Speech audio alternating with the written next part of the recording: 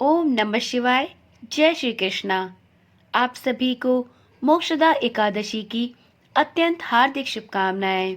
आप सभी का सनातन धर्मसार चैनल पर बहुत बहुत स्वागत है। तो कैसे हैं आप सब? उम्मीद करती हूँ स्वस्थ और मस्त होंगे।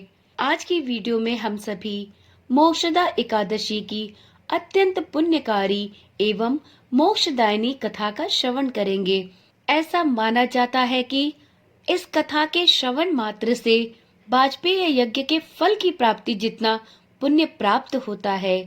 तो चलिए देर न करते हुए विष्णु भगवान का ध्यान करते हुए इस पावन एवं मोक्षदायिनी कथा का प्रारंभ करते हैं।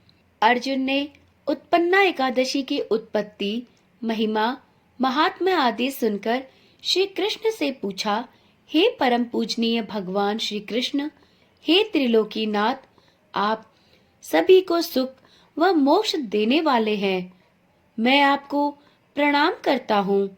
हे प्रभु, आप कृपा करने वाले हैं। मेरी एक जिज्ञासा है, कृपा करके इसे शांत कीजिए।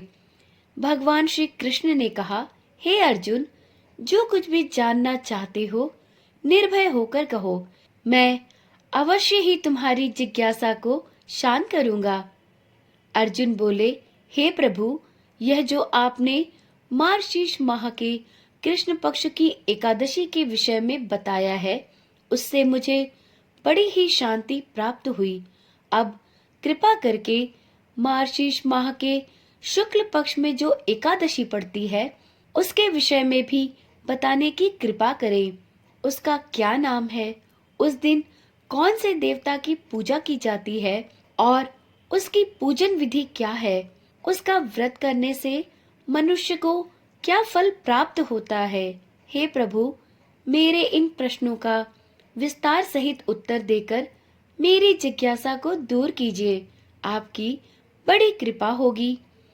अर्जुन की जिज्ञासा सुन श्री कृष्ण बोले, हे अर्जुन, तुमने बहुत ही श्रेष्ठ प्रश्न किया है, इसलिए तुम्हारा यश संसार में फैलेगा। मार्गशीर्ष माह के शुक्ल पक्ष की एकादशी अनेक पापों को नष्ट करने वाली है। संसार में इसे मोक्षदा एकादशी के नाम से जाना जाता है। इस एकादशी के दिन श्री दामोदर भगवान का धूप, दीप, नैवेद्य आदि से भक्ति पूर्वक पूजन करना चाहिए।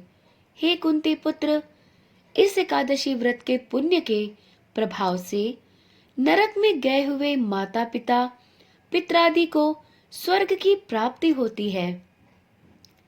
इसकी कथा एक पुराण में इस प्रकार वर्णित है, इसे ध्यान पूर्वक सुनो।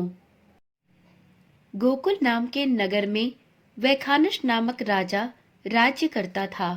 उसके राज्य में चारों वेदों के ज्ञाता ब्राह्मण रहते थे। राजा अपनी प्रजा का पुत्रवत पालन किया करता था। एक रात्रि को स्वप्न में राजा ने अपने पिता को नरक की यातनाएं भोगते हुए देखा। इस प्रकार का स्वप्न देखकर राजा बहुत ही व्याकुल हुआ। वह बेचैनी से सुबह होने की प्रतीक्षा करने लगा। सुबह होते ही उसने ब्राह्मणों को बुलाकर उनके समक्ष अपने स्वप्न की बात बताई। हे ब्राह्मणों, रात्रि को स्वप्न में मैंने अपने पिता को नरक की यातनाएं भोगते हुए देखा। उन्होंने मुझसे कहा है कि हे पुत्र, मैं घोर नरक भोग रहा हूँ, मेरी यहाँ से मुक्ति कराओ। जब से मैंने उनके यह वचन सुने हैं, तब से मुझे चैन नहीं है। मुझे अब राज्य, सुख, ऐश्वर्य, हाथी घोड़े, धन, स्त्री, पुत्र आदि कुछ भी सुखदायक प्रतीत नहीं हो रहे हैं। अब मैं क्या करूं, कहाँ जाऊं? इस दुख के कारण मेरा संपूर्ण शरीर तप रहा है। कृपया आप लोग मुझे किसी प्रकार का तप, दान, व्रत इत्यादि बताएं, जिससे मेरे पिता को मुक्ति प्राप्त हो। यदि मैंने अपने पिता को नरक की यातनाओं से मुक्त कराने के प्रयास नहीं किए, तो मेरा यह संपूर्ण जीवन निरर्थक है। जिसके पिता नरक की यातनाएं भोग रहे हों, उस व्यक्ति को इस धरती पर सुख भोगने का कोई अधिकार नहीं है। हे ब्राह्मण देव, मुझे शीघ्र ही इसका कोई उपाय बताने की कृपा करें। राजा के आंतरिक दुख की पीड़ा को सुनकर ब्राह्मणों ने आपस में विचार विमर्श किया। फिर एकमत होकर बोले, राजन, वर्तमान, भूत और भविष्य के ज्ञाता पर्वत नाम के एक मुनि हैं। वे यहाँ से अधिक दूर नहीं है। आप अपनी यह व्यथा उनसे जाकर कहें। वे अवश्य ही इसका कोई सरल उपाय आपको बता देंगे। ब्राह्मणों की बात मानकर राजा पर्वत मुनि के आश्रम पर गए। आश्रम में अनेक शांत चित्त योगी और मुनि तपस्या कर रहे थे। चारों वेदों के ज्ञाता पर्वत मुनि दूसरे ब्रह्मा के समान बैठे जान पड़ रहे थे। राजा ने उन्हें दंडवत प्रणाम किया तथा अपना परिचय दिया। पर्वत मुनि ने राजा से कुशल क्षेम पूछी। तब राजा ने बताया, हे मुनिवर, आपकी कृपा से मेरे राज्य में सब कुछ कुशल है, किंतु मेरे समक्ष अकस्मात ही एक ऐसी समस्या आन खड़ी हुई जिससे मेरा हृदय बड़ा ही अशांत हो रहा है। फिर राजा ने मुनि को व्यथित हृदय से रात में देखे गए स्वप्न की पूरी बात बताई और फिर दुखी स्वर में बोला, हे महर्षि, अब आप कृपा कर मेरा मार्गदर्शन करें कि ऐसे में मुझे क्या करना चाहिए, कैसे मैं अपने पिता को नरक की यातना से मुक्ति दिलाऊं। राजा की बात पर्वत मुनि ने गंभीरता पूर्वक सुनी। फिर नेत्र बंद कर भूत और भविष्य पर विचार करने लगे। कुछ देर गंभीरता पूर्वक चिंतन करने के बाद उन्होंने कहा, राजन, मैंने अपने योग बल के द्वारा आपके पिता के सभी कुकर्मों का ज्ञान प्राप्त कर लिया है। उन्होंने पूर्व जन्म में अपनी पत्नियों में भेदभाव किया था। अपनी बड़ी रानी के कहने में आकर उन्होंने अपनी दूसरी पत्नी को ऋतुदान मांगने पर भी नहीं दिया था। उसी पाप कर्म के फल से आपके पिता नरक को भोग रहे हैं। यह जानकर वैखानस ने याचना भरे स्वर में कहा, हे ऋषिवर, मेरे पिता के उद्धार का आप कोई उपाय बताने का कष्ट करें। किस प्रकार वे इस पाप से मुक्त होंगे, कृपया मुझे अवश्य बताएं। इस पर पर्वत मुनि बोले, हे राजन, मार्गशीर्ष मास के शुक्ल पक्ष में जो एकादशी आती है उसे मोक्षदा एकादशी कहते हैं। यह मोक्ष प्रदान करने वाली है। आप इस मोक्षदा एकादशी का व्रत करें और उस व्रत के पुण्य को संकल्प करके अपने पिता को अर्पित कर दे। एकादशी के पुण्य प्रभाव से अवश्य ही आपके पिता की मुक्ति होगी। पर्वत मुनि के वचनों को सुनकर राजा अपने राज्य को लौट आए और परिवार सहित मोक्षदा एकादशी का विधि पूर्वक व्रत किया।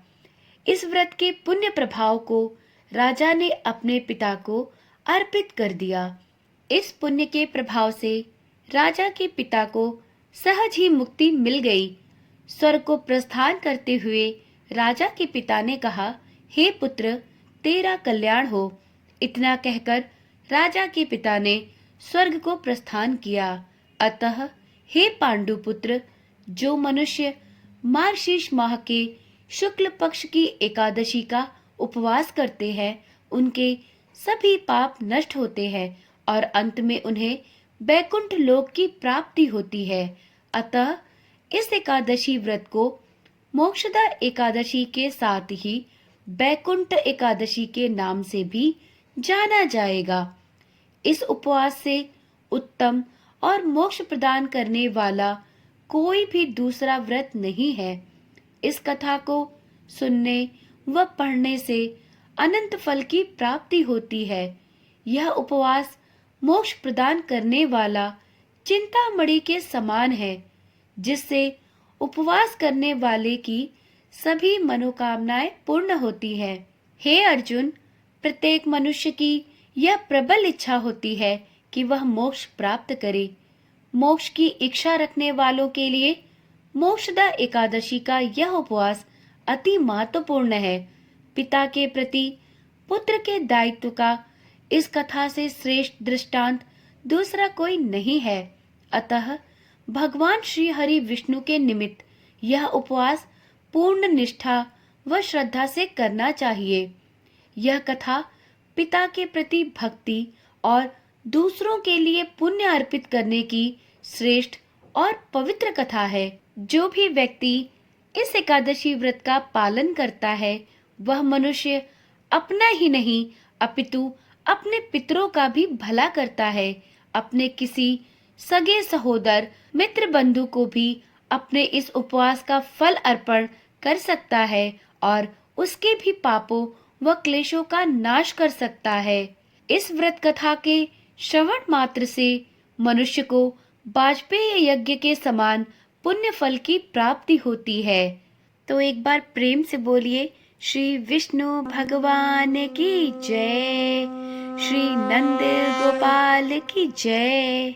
मित्रों, विष्णु पुराण के अनुसार मोक्षदा एकादशी साल में आने वाली 23 एकादशियों के बराबर पुण्य फल प्रदान करती है। अतः सभी को इसका पूर्ण निष्ठा के साथ पालन अवश्य करना चाहिए। जो भी मनुष्य इस एकादशी का व्रत पूरी निष्ठा के साथ करते हैं उनके पितरों को बैकुंठ लोक में जाने का अवसर प्राप्त होता है।